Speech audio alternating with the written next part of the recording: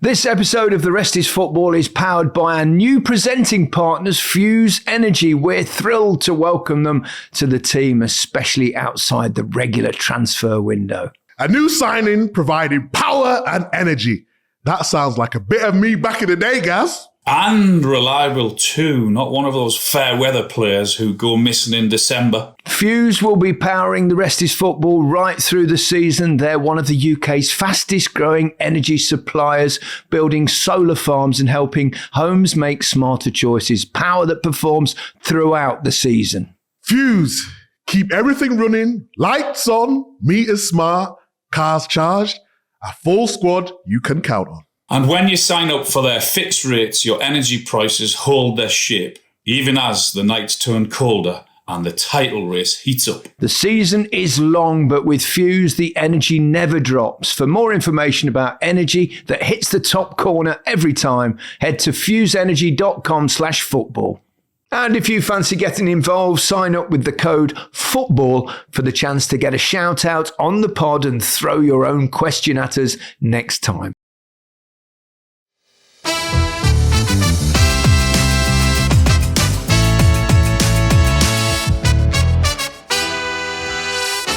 Hello and welcome to The Rest is Football with Alan Shearer, Micah Richards and me, Gary Lineker. Arsenal go 3 points clear in the Champions League table group phase and are sitting 6 points clear on top of the Premier League as well. Bayern Munich was 17 games unbeaten this season and had only drawn once before tonight. I know it's early, but how many trophies could Arsenal win possibly this season? Gone a bit early on that one, but I must say it was an incredibly impressive performance. Superb. I think they're going in against a massive club and all eyes were going to be on that game. And it didn't disappoint. I thought Arsenal were brilliant again, as they were at the weekend. They're just carrying on that good form. Whoever they bring on as a substitute seems to fit in straight away really well. Their squad is incredibly strong. And there's no doubt that you'd have to look at them as to be favourites to win it now. They're flying. Mikey, you're looking very dapper. Oh, thank you very much. I've got a little cardigan on tonight, straight from CBS for the lads, you know. Yeah. Love it. Who are you working with? Who was in the studio with you? Jamie Carragher, Thierry Henry, and Kate Abdo. Usual CBS team. It was a weird night, wasn't it? Because there's so many goals. How good are Arsenal at set pieces? It's not normal how good. Like, how can you get the delivery right every single time? It's not normal. Rice and Saka are unbelievable. I don't know how they're doing it. And Moreno's so good in the air as well. All the players Arsenal have got out, Odegaard come on the pitch, didn't he? And Gyökeres is out. Trossard went off for an injury. And it's okay. You've got Martinelli to come on. Madueke comes back from injury. In terms of squad, they've got the best squad in Europe. Maybe not the best 11 when everyone's fit, but in terms of squad, doesn't change the way they want to play. They are brilliant to watch. And if you look at the tactics, as Thierry actually said, if you look at what Arsenal do, like percentage-based football, so they only play out when necessary. So, in the North London derby, it's almost like you're thinking, you could play around the corner now. They just kick it long and then go after the ball, then try get the second ball and squeeze up the pitch, and then so much energy. I think it's brilliant the way they play. And, they're looking special this season. You look at the subs they're bringing on, you said it. I mean, Calafiori comes on, whips a great ball in. Yeah. Madueke comes on. Odegaard comes on, Martinelli comes on. It's like that's the big difference. Is that Ben White as well? Ben White, the quality that they've got is impressive. You know what though, Al? It's centre halves though. Do you remember a couple of seasons ago? Oh, I forgot his name's just gone out my head now. And he wasn't great. He came in for a big game. He came in a derby. Tony Adams. Tony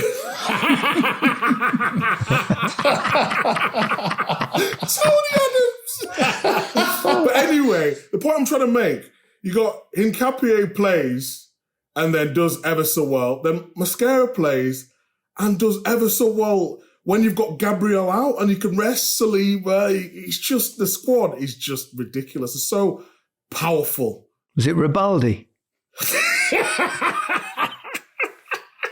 Ribaldi! or baldy like Alan. Oh no! Be Hey, careful. no, you can't do that My anymore. lawyers are watching, Micah. My lawyers are watching. Big news breaking today from the High Court. What's going on? Did you not see it? No, I didn't see it. Some have been working all day, Alan.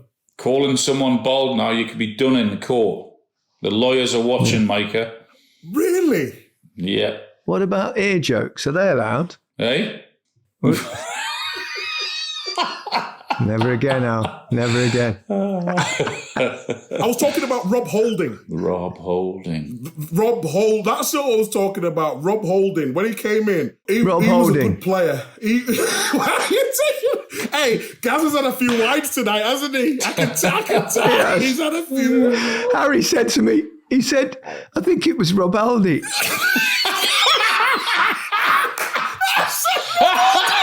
That's what I thought I heard. He said Rob Holding. And he said Rob Holding. I just misheard him. We had a curry night and a few glasses of wine. Brilliant.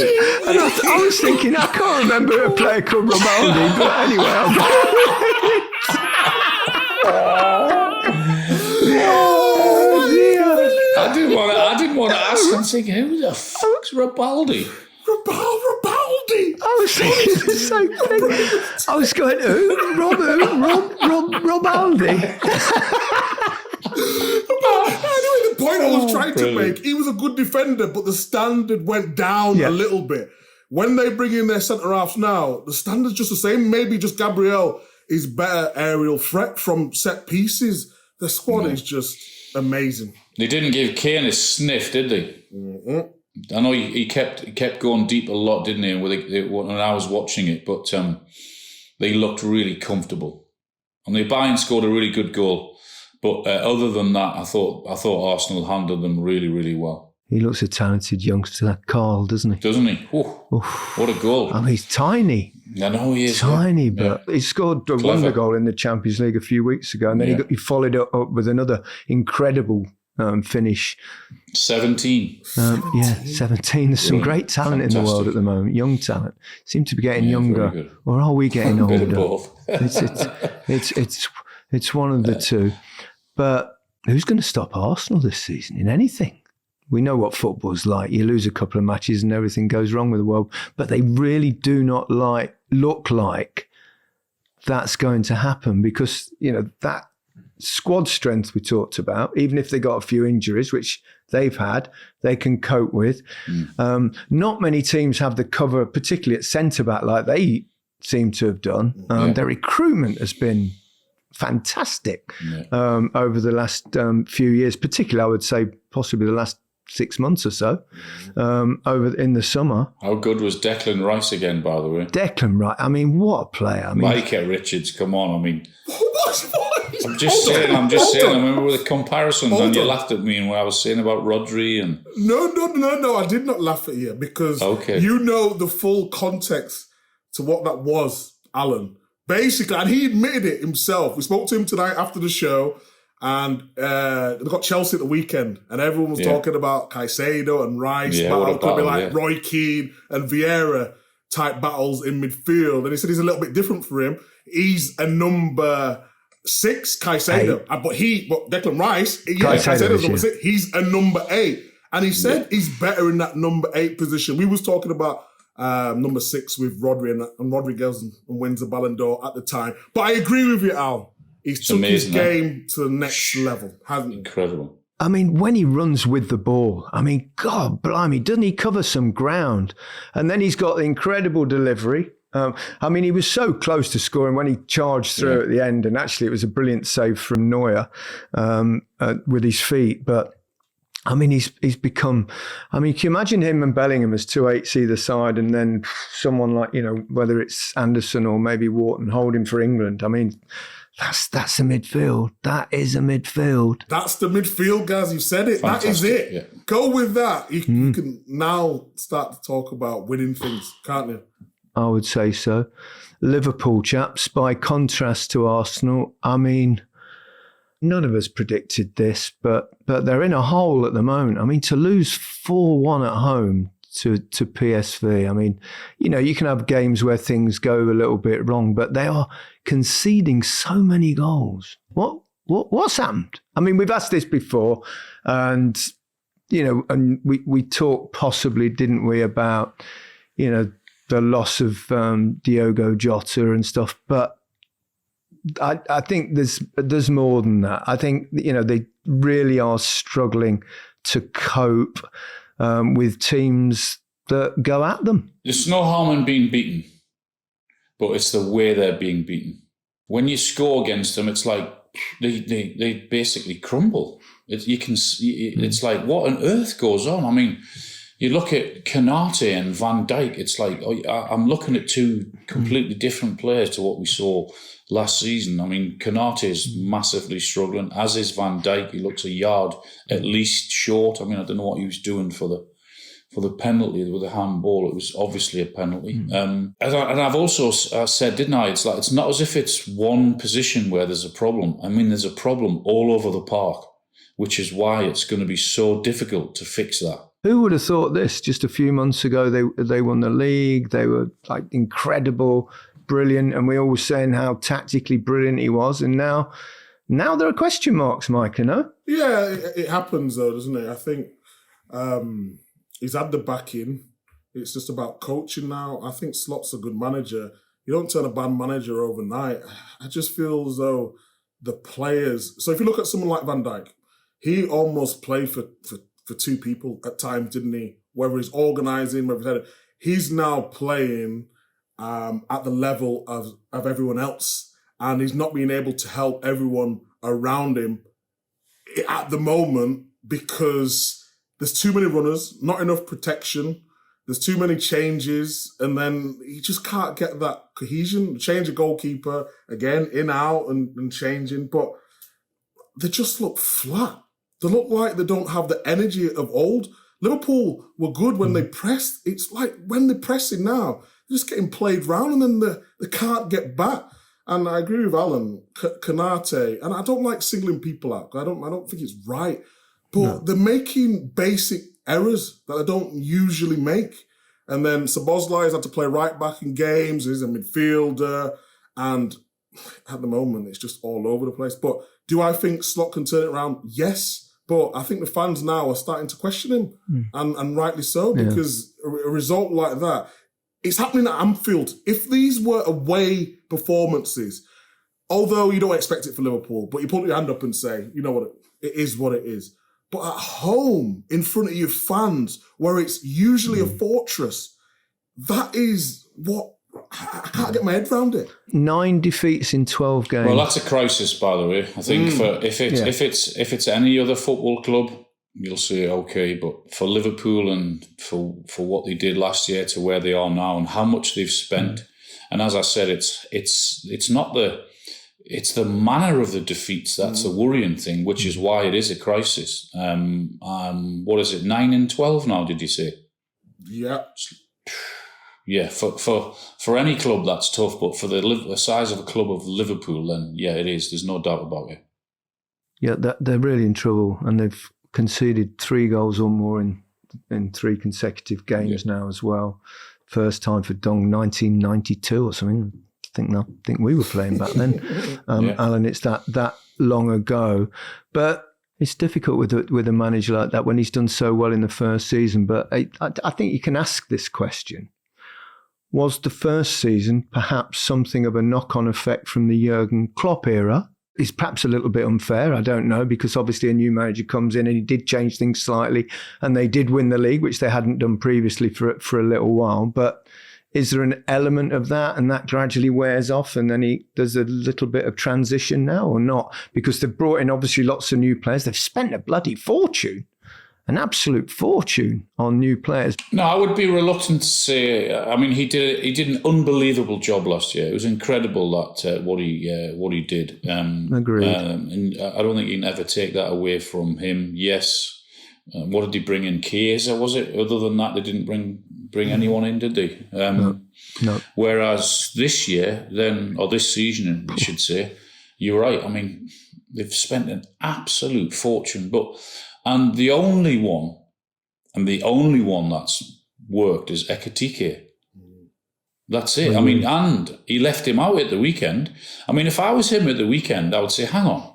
I'm not. It's not as if I'm this 25 or 30 million punt you've taken. You've spent 85 million on me. I'm the only one that's delivering for you, and that you see fit to leave someone who's hardly played, who's hardly done anything for the club in Isak ahead of me. That for me would think, hang on, what's happening here? But I know we brought him back in tonight, but it's sod's law. He gets injured tonight and goes off and has to bring Isak on. So, problems all over the park for Liverpool, not just in forward areas. Defensively, they look a mess. They look all over the place. So easy to play through, so fragile, so weak. And that's why I don't see anything changing quickly, because it's not just one problem they have to fix. The leaders have got to step up, haven't they, Al? I mean, if you look at the players that they have, it can't continue like this, surely. It can't, you know? I mean, just experience alone can get you through these difficult times. And you mentioned how much they've spent. They have to turn a corner soon. The next 3 games, Micah: West Ham, Sunderland, Leeds. Well, if there's a time to do it, now is the time. Because if they don't do it against those 3, then people will really start. And, the Anfield faithful will really... I mean, if they're not grumbling already, they'll really start grumbling from then on in. Before we take a break, quite a game between PSG and Spurs. I saw the highlights of that one. And a hat-trick for Vitinha. The first two he scored were absolute worldies. I think he changed it. He had to change it, didn't he, Thomas Frank? He changed his system completely from the weekend because he had to. Because if they play the same system, they take another batter, and then you can imagine what the backlash would be. So he went in with a more traditional 4-4-2. And I thought they were a lot more positive, go in front. I know they get pegged back. I mean, they mentioned the strike. The strike, oh my goodness, the keeper's getting nowhere near that. Just before half time as well. And then his second goal. But I thought they put up a bit more of a fight, Tottenham, anyway. And at least this is, isn't it? If you're going to get beaten, you go down fighting. And at least they had a goal there tonight, rather than last weekend in the North London derby. I thought Spurs got the tactics spot on tonight. And then at 2-2, they give a silly goal away. And then you're on the back foot. They was on the front foot all game. They knew exactly what they needed to do. Don't forget, it was the Super Cup that Spurs took PSG to the to penalties, didn't they? And that was in like the last 10 minutes of the game. So I thought the tactics were perfect. And then sloppiness is costing them again. And once they get one and get another, you're not coming back. It was down then to quality, wasn't it? PSG started. They've got some good players. PSG started dictating the game, and then Spurs would never get back into it. And I know a lot of people say, "Oh, Spurs conceded a lot of goals." Yes, they were sloppy in defence, but they actually had a go. Totally agree with Alan on that. They look actually sharp at times. I thought young Archie Gray was brilliant for both goals. He was involved, a little bit more energy, and Colin Mwani took his finishes really well. 2 good goals from him, 4 goals for Kylian Mbappe. I think he got the second quickest hat-trick ever in the competition, behind Mo Salah, if you remember. He got one a few years ago. But 6-minute hat-trick. He looked sharp, didn't he? Ended up getting 4. I mean, it was another team playing a mad high line. Yeah. I mean, with his pace, But he looked rapid. He looked really sharp, did Mbappe. And his link up with Vinicius is just like there's a great connection there. Imagine though, like Olise, Mbappe, and Dembele up front. France. Oh my God! We talk about what we've got. What France got? Yeah, and don't forget Ekitike as well. He's French. Desiree Doué. You know what I mean? They got some players. Yeah. Them and Spain. Fabulous. And I would say England as well. We've got, a talent pool, which is very much looking forward to the World Cup. But at the moment, I'm looking forward to the second half. Back in a moment. This episode is brought to you by Hotels.com. Make your next trip work for you. Hotels.com just rolled out a game-changing feature called Save Your Way, and it's as simple as it sounds. When you book a trip as a Hotels.com member, you decide how to use your savings. Choose to take the instant savings now or bank the savings as rewards for later. It's your call. Envision converting discounts on this week's stay into rewards for a luxurious beach getaway next year. No complicated math, no blackout dates, just you choosing how to make your travels work harder for you. Only at Hotels.com. Save Your Way is available to loyalty members in the US and UK on hotels with member prices. Other terms apply. See site for details. Welcome back to the rest is football with Micah Richards, who's in hysterics, Alan Shearer. No sign of Rob Ollie at all. Where he's gone, I have no idea. We were having a little chat amongst ourselves in the interval there, and well, let's say we weren't chatting, we were just laughing.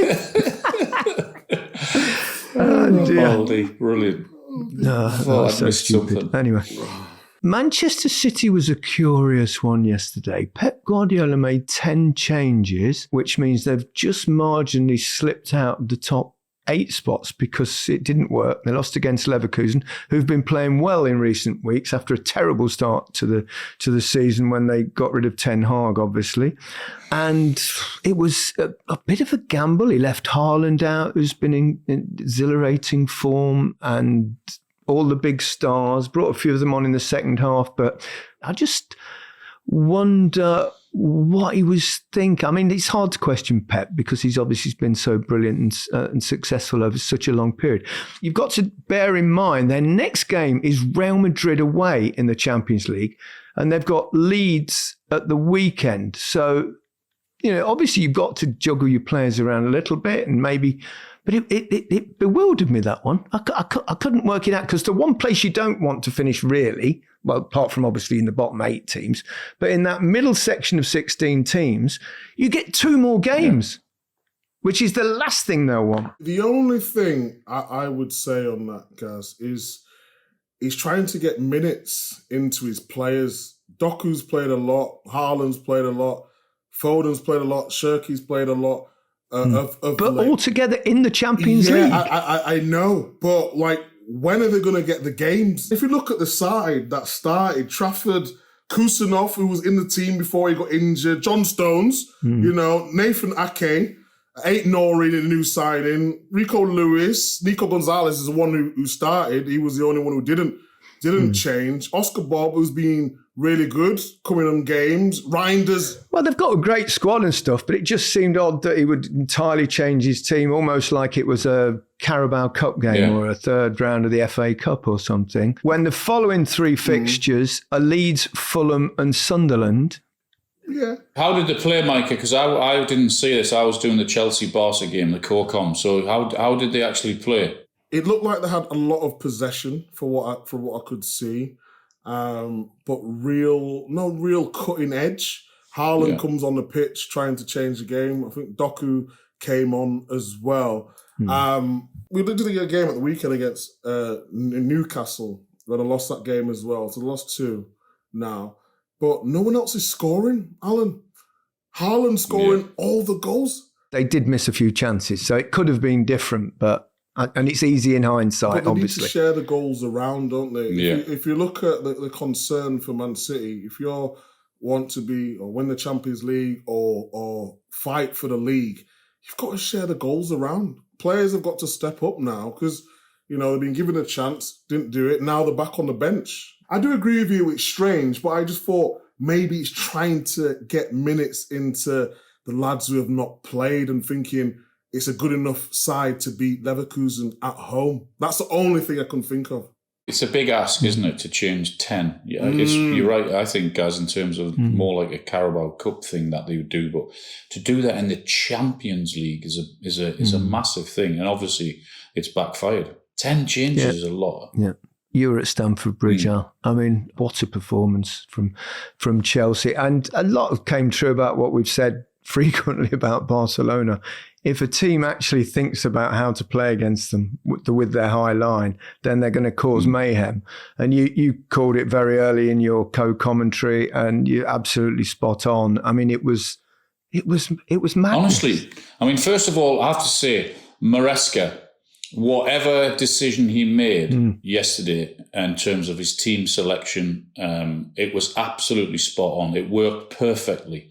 Playing Neto with his pace, Garnacho and Estevao down either side, Gusto right back, James in the midfield, and even 11v11, Chelsea were much the better team. It was almost perfection for Chelsea. Every single player, even the subs that did, just were brilliant. They really were. Estevao scored a wonder goal. All of them were superb. So honestly, I've never seen anything like that as bad as I saw last night. As at this high line, it was absolutely pathetic what they were trying to do. It was like, am I watching? Honestly, at times I was thinking I'm watching like an under-16s team or something like that, but I had to pinch myself thinking I'm watching the great Barcelona here. I remember when he was in charge of Germany at a World Cup doing a similar kind of thing, and we were all going, what was this? Hansi Flick was in charge, and you thought, what are they doing? You can't. I mean, it's basic rules of defending. If somebody's got time and space to actually pass the ball forward at any given moment, you've got to drop just off. stand still. It's like incredible. Even when they went down to 10 men, I'm thinking, right, perhaps they're going to change here. They might sit a little bit deeper. It was like they got even worse. They got as if to say, well, no, we're not even going to track anyone that runs. We're just going to stand. It was like something I've never seen before, and Chelsea really punished them. Barcelona I know they went down to 10 men, but they were so poor. But I mean, Cucurella never gave Yamal a kick. When Rashford came on, hardly had a kick. Rafinha came on, hardly had a kick. They weren't. Ferran Torres had one really weren't. good chance after 6 minutes, and he missed an absolute sitter. And other than that, Barcelona offered nothing. They were so bad. But Chelsea, I have to say, I was massively impressed with Chelsea. As a defender, Micah, I mean, if a manager and a coach is saying this is the way you have to play, then obviously you have to play it. You'd have to question it, wouldn't you? You would question it. And we did a similar thing at Man City with Pellegrini, where we used to hold the edge of the box. And Company said to me, Zabaleta, Jolian, I think it was Clichy and Kolarov, at the time, he said, we're not doing it. He said, we'll look as though we're doing it, and then as soon as I give the signal to go up, we're just going up like a normal defence. If you do it, and it's a little bit deeper, it can actually work. I think he did it at Real Betis, Pellegrini, and it really worked, and he showed an example of it working. But you just feel like if I'm giving someone a chance to run in behind me, when I could give myself just 5 yards and I know they're not quicker than me, it's almost like a 50-50 race. And if the ball's perfect and the timing of the run is good, you've got no chance. You've absolutely got... No, because you're facing one way and they do it so high up as well, Micah, don't they? It's not as if they do it on the edge of the box. They do it like near the halfway line. I wonder a little bit if... Because obviously they won the league last season and it did it. I wonder whether, because of the way in Spain, pretty much all the teams play the same way. It's possession-based, they're patient, they do this. They're not going to play like Chelsea played last night. That's quite rare to see, I would suggest, in Spain. So I wonder whether they think, we can play, we press high, the whole team's up high all the time, and they never look to get the opposition. Although this season I've seen a lot of teams get behind Barcelona a lot and sometimes have outscored the teams. They're a point off Real Madrid, who also haven't been brilliant this season. It brings me to a bigger topic, which is actually been raised by the Spanish media. I've seen it quite a lot on socials. Where they're saying, what has happened to our league, La Liga? What's happened? In the last 11 games against teams from the Premier League, La Liga teams against teams from the Premier League, it's 10 wins to 1 for the Premier League. Now, people often in this country always go, well, the Premier League's always been stronger and this and that and the other. But that has never really been backed up in European football, because obviously the Spanish teams, the La Liga, has been way more successful than the Premier League in European competitions. But suddenly now in Spain, they're going, what is happening? Financials? There's also the way that the financial side of things is managed in Spain as well. Their clubs are really, it's so strict over there that they can't spend the money that they would like to. So a lot of people in Spain are now starting to complain about that, saying, see, we can't compete with the Premier League anymore. The money difference, the gap's too big now, isn't it? The only thing, it needs to be backed up, don't they? Because like you said, in Europe, Spanish teams are still way ahead. I don't really know what the answer is, that because they've got to do it consistently. English teams, isn't it? It's all winning now, but Real Madrid, Barcelona, if you look at the last 10 years, they're in there, aren't they? I know Man City and Liverpool have won one. Arsenal still waiting to win one. You know, Chelsea are always there or thereabouts in European football. But you can't compete, can you? You can't compete with that if the Premier League are spending so much money. Even Real Madrid's players are on freeze. I know they're paying enormous salaries and stuff. But I think because of the financial situation over there with Barcelona, and they've been so limited in what they've been able to do over and relied on academy. I mean, having said that, the academy players, some of them are like ridiculously good, aren't they?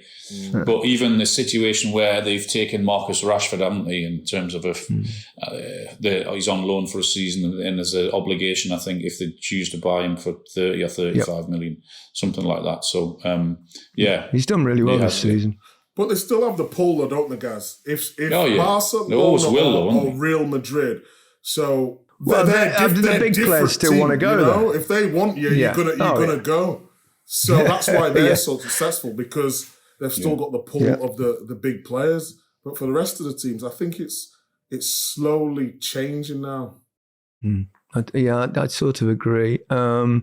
Newcastle, I mean, obviously you didn't see it because you were doing the co-coms. Obviously, John Champion was filling you in on the scores, and you were, after a great start, didn't quite happen for you. Aubameyang still scoring. He missed a couple of chances actually before he bagged two. One of them was a great finish. I think Pope should have probably stayed in his goal. Shouldn't have come out, made it. Another error from Nick Pope. It's not the first this season. He's got a big decision to make now, Eddie, at the weekend, because Pope's done 3 or 4 of mistakes that have cost Newcastle. It was disappointing. You know, I thought after Saturday and the performance against Man City, I thought, here we go. This is we can expect this all the time now. But away from home, they've got to find the balance. You know, played well in the first half. They had 2 or 3 good chances. Yeah, but it was like 15, 20 minutes, wasn't it, after half time? Because I saw the highlights today. That was like crazy afterwards. That's cost them the game. Stupid errors again. I know he left Voltemada out, played Gordon down the middle. Didn't play Lewis Hall. I guess they'd come back in the weekend, so they got a toughie against Everton away from home. They've got to sort their away form out because it's been really poor. McBarnes scores again. Alan Barnes, good finish. Really, really good finish. McBarnes, are you saying that for the Scottish thing? Yes. I spoke to him on Sky the other day. He went all shy when I asked him, is he going to the World Cup with Scotland? But he's playing. Has he got a bit of Scottish ancestry? I don't know where it's from, but it's been talk about it. He played golf at St Andrews when Slack qualified him. He didn't deny it though. Or maybe it was Kings Barnes who played it. Okay, chaps, let's call it a night. It's quite late. We'll get this episode out to you as soon as we can. But for now, goodbye from Rob Aldi. Goodbye from Rob Holding. Goodbye from me, guys.